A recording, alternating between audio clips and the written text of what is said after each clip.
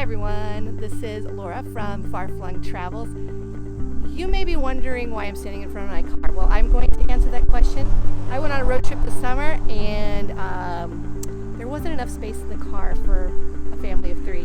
We had stuff piled up so high. I thought I had everything prepared. I thought we packed pretty well, except we did have too much stuff with us. So what's the solution? Putting stuff up on the roof, right? So the only problem I had with that was that my 2017 CRV did not have roof rails.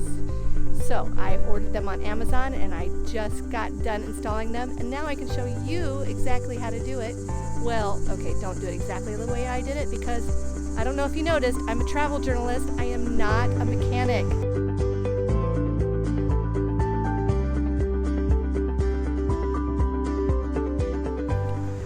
Got my trusty little Dremel tool. And one of the first steps is to remove the existing rail, which we won't need anymore. So once I'm done cutting, I can discard it.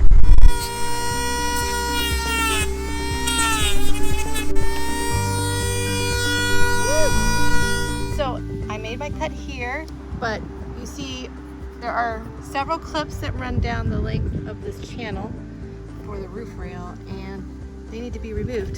So I'm just gonna pull this sucker out.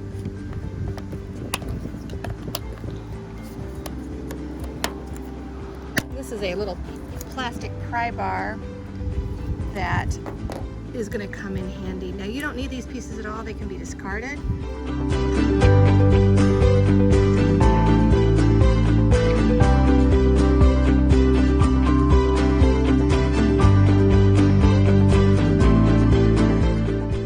So the first rail went on super easy. I'm going to slip the second rail on.